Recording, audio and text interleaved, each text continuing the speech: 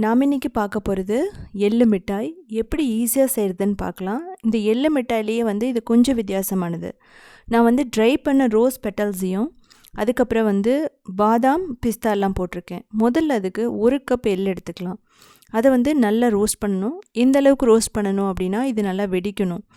ஒரு மீடியம் ஃப்ளேமில் வச்சுட்டு பண்ணுங்கள். அதுக்கப்புறம் பிஸ்தா பாதாம் இது நல்லா கட் பண்ணி போட்டுக்கலாம். ரெண்டுமே சேர்த்து 1/4 கப். அதுக்கப்புறம் ட்ரை பண்ண ரோஸ் பெட்டல்ஸ் நம்ம போட்டுக்கலாம். ரோஜா இதழ்கள் போட்டதுக்கப்புறமா ரொம்ப நேரம் நம்ம ரோஸ்ட் பண்ண வேணாம். இப்போ இதை நம்ம தனியாக எடுத்து வச்சிடலாம். நீங்கள் ஆர்கானிக் ரோஸ் போட்டிங்கன்னா ரொம்ப நல்லாயிருக்கும். சுகர் சிரப்புக்கு 1 கப் சுகர், ஒரு 3 டேபிள் ஸ்பூன் தண்ணி ஊற்றிக்கலாம். இதை நம்ம கேரமலைஸ் பண்ண விடணும். நீங்கள் ரொம்ப நேரம் மிக்ஸ் பண்ண வேணாம். மீடியம் ஃப்ளேமில் வச்சுட்டு குக் பண்ணுங்கள். இது ப்ரௌன் ஆக ஸ்டார்ட் ஆகும். அது ரொம்ப பர்ஃபெக்டான கன்சிஸ்டன்சி. அப்போ நம்ம சுகர் எல்லாம் மெல்ட் ஆகிற அளவுக்கு நம்ம நல்லா மிக்ஸ் பண்ணால் போதும். அதுக்கு முன்னாடி நம்ம எதுவுமே பண்ண வேணாம். இப்போ நமக்கு அந்த சுகர் சிரப் ரெடி ஆகிட்டுருக்கு, கேரமலைஸ் ஆகிட்டுருக்கு. இப்போ மிக்ஸ் பண்ணிவிட்டு நம்ம ஆஃப் பண்ணிடலாம். இது ரொம்ப நேரம் குக் பண்ண வேணாம். நீங்கள் வெல்லம் போட்டால் நீங்கள் உடைக்கிற கன்சிஸ்டன்சி வரும், ஹாட் பால் கன்சிஸ்டன்சி. அது வரைக்கும் நீங்கள் குக் பண்ணால் போதும். இப்போ என்னென்னா ஆஃப் பண்ணிவிட்டு அதுக்கப்புறமா நம்ம ரோஸ்ட் பண்ணி வச்ச எள் அதெல்லாம் போட்டுக்கலாம். ஏலக்காய் பொடி போடுறேன். இதை 1 நிமிஷம் மட்டும் நல்லா மிக்ஸ் பண்ணுங்கள். இது போட்டதுக்கப்புறம் நம்ம ரொம்ப நேரம் மிக்ஸ் பண்ணிகிட்டே இருக்கக்கூடாது. அப்படி மிக்ஸ் பண்ணால் ரொம்ப உடஞ்சி போயிடும். அதனால் நம்ம ஆஃப் பண்ணிட்டு தான் மிக்ஸ் பண்ணணும். அதாவது 1 நிமிஷத்துக்குள்ளேயே மிக்ஸ் பண்ணிவிட்டு நம்ம சப்பாத்தி கல் மேலே எடுத்து நம்ம போட்டுடலாம். இல்லைனா ஒரு ட்ரே இருந்தால் கூட நீங்கள் அதில் கூட போட்டுக்கலாம். நம்ம இதில் ஆர்கானிக் ரோஸ் இதழ்கள் போட்டிருக்கனால மனமும் நல்லாயிருக்கும்.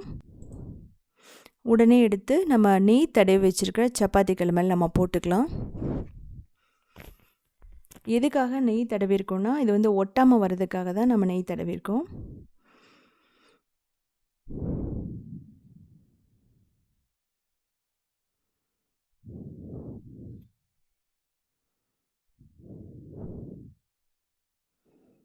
இப்போ நீங்கள் என்ன பண்ணீங்கன்னா இமீடியட்டாக என்ன பண்ணணும்னா இதில் ஒர்க் பண்ணணும். இல்லை அப்படின்னா இது கெட்டியாயிடும். இப்போ நம்ம சப்பாத்தி கல், அதாவது சப்பாத்தி ஸ்டோன் மேலே போட்டுட்டு ட்ரைட் ரோஸ் பெட்டல்ஸை மேலே தூவி விட்டுரும். இது எல்லாமே ஃப்ளேவருக்காகவும் அந்த கலருக்காகவும். நெய் தடவிட்டு நம்ம அப்படியே நம்ம ஈவனாக ஸ்ப்ரெட் பண்ணி விட்டுறணும். உங்களுக்கு ஒட்டுற மாதிரி இருந்துன்னா 1 டீஸ்பூன் மட்டும் நெய் போட்டுக்குங்க.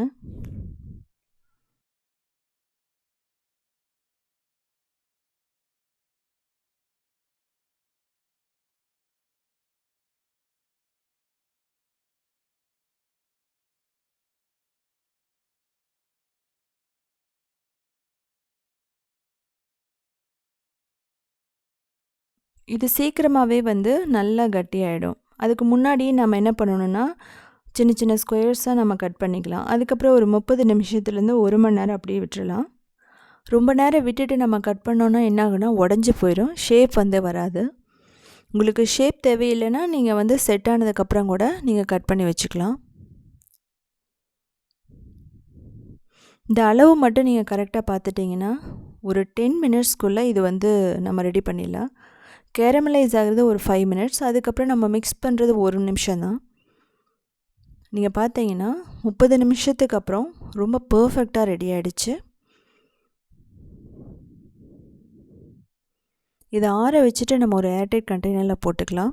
போட்டுட்டு நம்ம 1 மந்த் வரைக்குமே வச்சுட்டு யூஸ் பண்ணலாம். இது சொதன்னு ஆகிடாது. இதே மாதிரியே கிறிஸ்பியாக நல்லா க்ரன்ச்சியாக இருக்கும். இது கெட்டும் போகாது. உங்களால் வெல்லத்தில் இமீடியட்டாக பண்ண முடியலன்னா நீங்கள் இது மாதிரி சுகரில் பண்ணிவிடுங்க.